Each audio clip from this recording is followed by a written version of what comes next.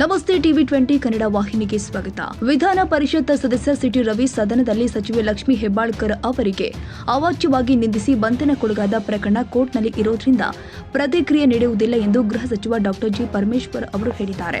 ಸದಾಶಿವನಗರದಲ್ಲಿ ಮಾತನಾಡಿದ ಅವರು, ಪ್ರಕರಣ ಕೋರ್ಟ್ನಲ್ಲಿ ಇರೋದ್ರಿಂದ ಯಾವ ವಿಚಾರವನ್ನು ಅದರ ಬಗ್ಗೆ ಚರ್ಚೆ ಮಾಡುವುದು ಸರಿಯಲ್ಲ, ಯಾವುದೇ ಪ್ರಶ್ನೆಗೂ ಉತ್ತರಿಸುವುದಿಲ್ಲ ಎಂದಿದ್ದಾರೆ.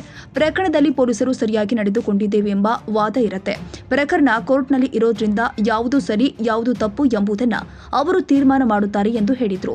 ಬೇರೆ ಬೇರೆ ರೀತಿಯಲ್ಲಿ ಮಾಹಿತಿಯನ್ನ ಕೇಳುವ ಸಂದರ್ಭದಲ್ಲಿ ಇವರನ್ನ ಕೇಳದೆ ಜಡ್ಜ್ಮೆಂಟ್ ಆಗಿದೆ ಅಂತ ಹೇಳಲಾಗ್ತಾ ಇದೆ. ಹೀಗಾಗಿ ಅದರ ಬಗ್ಗೆ ಟೀಕೆ ಮಾಡಲು ಆಗಲ್ಲ. ಸಭಾಪತಿಗಳು ದಾಖಲೆಗಳು ಇಲ್ಲ ಅಂತ ಹೇಳಿರುವುದು ನನಗೆ ಗೊತ್ತಿಲ್ಲ. ಕೆಲವರು ಸದನ ಮುಗಿದ ಬಳಿಕ ಘಟನೆ ನಡೆಯಿತು ಅಂತ ಹೇಳ್ತಿದ್ದಾರೆ. ಆದ್ದರಿಂದ ಸಭಾಪತಿಗಳಿಗೆ ಇದರಲ್ಲಿ ಏನು ಹೇಳೋಕೆ ಆಗಲ್ಲ ಎಂದು ಕೆಲವರು ವಿಶ್ಲೇಷಣೆ ಮಾಡ್ತಾರೆ. ಇನ್ನು ಕೆಲವರು ಸದನ ನಡೀತಾ ಇತ್ತು ಅಂತ ವಿಶ್ಲೇಷಣೆ ಮಾಡಿದ್ದಾರೆ. ಅದನ್ನೆಲ್ಲ ಈಗ ನಾನು ಮಾತನಾಡಲು ಹೋಗಲ್ಲ ಎಂದಿದ್ದಾರೆ. ಈ ಮಾಹಿತಿಯನ್ನ ಕೇಳ್ತೀನಿ, ಮಾಹಿತಿ ಬಂದ ಮೇಲೆ ಹೇಳ್ತೀನಿ. ಸಿಟಿ ರವಿ ಮೇಲೆ ಹಲ್ಲೆ ಯತ್ನ ಮಾಡಿದ ವಿಚಾರಕ್ಕೆ 24 ಜನರನ್ನ ಆ ಕ್ಷಣದಲ್ಲಿ ಬಂಧಿಸಲಾಗಿತ್ತು. ತದನಂತರ ಅವರನ್ನ ಬಿಟ್ಟಿದ್ದಾರೆ. ಬಂಧನ ಮಾಡದೆ ಹೋಗಿದ್ರೆ ಇನ್ನೂ ಹೆಚ್ಚು ಘಟನೆಗಳು ಆಗ್ತಾ ಇತ್ತು. ಕೋರ್ಟ್ ನೀಡಿರುವ ತಡೆಯಾಜ್ಞೆ ಆದೇಶವನ್ನ ತೆರವುಗೊಳಿಸಲು ಚರ್ಚೆ ಮಾಡಿ ತೀರ್ಮಾನ ಮಾಡ್ತೀವಿ ಎಂದು ಹೇಳಿದ್ದಾರೆ. ನಾನು ಯಾವುದೇ ಹೇಳಿಕೆಗಳನ್ನ ಕೊಡೋದಕ್ಕೆ ಹೋಗೋದಿಲ್ಲ. It becomes sub judice. ಆದ್ದರಿಂದ ಯಾವ ವಿಚಾರಗಳನ್ನು ಕೂಡ ಅದರ ಬಗ್ಗೆ ಚರ್ಚೆ ಮಾಡೋದು ಸರಿ ಕಾಣಿಸಲ್ಲ. ಅದರಿಂದ ಯಾವುದೇ ಪ್ರಶ್ನೆಗೂ ಕೂಡ ನಾನು ಅದನ್ನು ಉತ್ತರ ಕೊಡೋಕ್ಕೆ ಹೋಗೋದಿಲ್ಲ. ಸರ್ಕಾರ ಡಿಫೆನ್ಸ್ ಪ್ರಕಾರ ಕಾನೂನಾತ್ಮಕವಾಗಿ ಆಗಿದೆಯಾ ಇಲ್ವಾ ಅಂತ ಅಲ್ಲ, ಅದನ್ನೇ ನಾನು ಹೇಳ್ತಾ ಇದ್ದೀನಲ್ಲ. ಪೊಲೀಸ್ನವರು ಅವರು ಸರಿ ಮಾಡಿದ್ದೀವಿ ಅಂತ ಅವರ ವಾದ ಇರ್ತದೆ. ಆದರೆ ಕೋರ್ಟ್ನಲ್ಲಿ ಮ್ಯಾಟ್ರ್ ಇದೆ, ಯಾವುದು ಸರಿ ಯಾವುದು ತಪ್ಪು ಅಂತೇಳಿ ಅವರು ತೀರ್ಮಾನ ಮಾಡ್ತಾರೆ.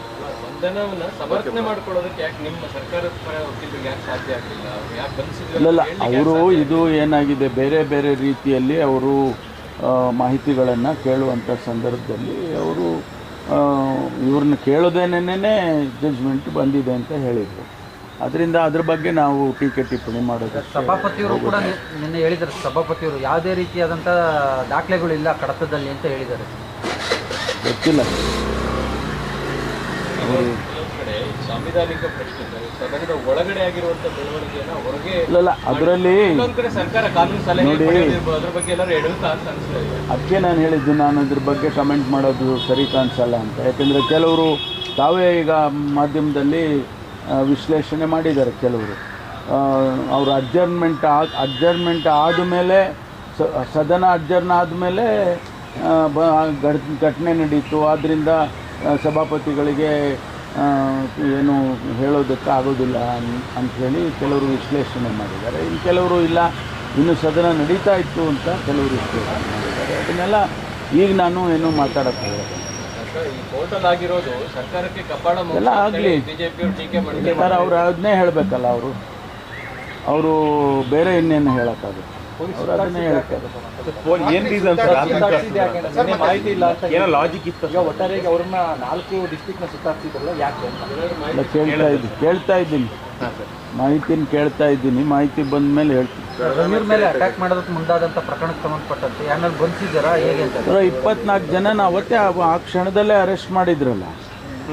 24 ಜನರನ್ನ ಅರೆಸ್ಟ್ ಮಾಡಿ ಆನಂತರ ಅವರಿಗೆ ಬಿಟ್ಟಿದ್ದಾರೆ. ಯಾವುದೇ ಘಟನೆ ನಡೀಬಾರ್ದು ವಿಧಾನ ಸುವರ್ಣಸೌಧದಲ್ಲಿ ಅಂತೇಳಿ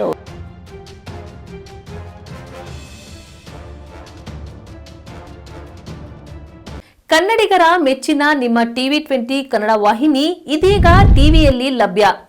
ಕರ್ನಾಟಕ ಮತ್ತು ದೇಶ ವಿದೇಶದ 360 ಡಿಗ್ರಿ ಸುದ್ದಿ ವಿವರವನ್ನ ಪಡೆಯುವುದಕ್ಕೆ ಟಿವಿ 20 ವಾಹಿನಿಯನ್ನು ಲೈಕ್ ಮಾಡಿ, ವಿಡಿಯೋಗಳನ್ನು ಶೇರ್ ಮಾಡಿ, ಕಮೆಂಟ್ ಮಾಡಿ, ಸಬ್ಸ್ಕ್ರೈಬ್ ಮಾಡಿ. HCN ಕೇಬಲ್ 842 ನಂಬರ್ನಲ್ಲಿ ಹುಕ್ಕೇರಿ ತಾಲೂಕು ಹಾಗೂ ಸಂಕೇಶ್ವರದ ಸುತ್ತಮುತ್ತಲಿನ ಹಳ್ಳಿಗಳಲ್ಲಿ ಲಭ್ಯ. PCN ಕೇಬಲ್ 129 ನಂಬರ್ನಲ್ಲಿ ಹಾರುಗೆರೆ ಸುತ್ತಮುತ್ತಲಿನ ಹಳ್ಳಿಗಳಲ್ಲಿ ಲಭ್ಯ. ರಾಯಬಾಗ್ ಡಿಜಿಟಲ್ ಚಾನೆಲ್ ಕೇಬಲ್ 80ನೇ ನಂಬರ್ನಲ್ಲಿ ರಾಯಬಾಗ ತಾಲೂಕಿನ ಸುತ್ತಮುತ್ತಲಿನ ಹಳ್ಳಿಗಳಲ್ಲಿ ಲಭ್ಯ.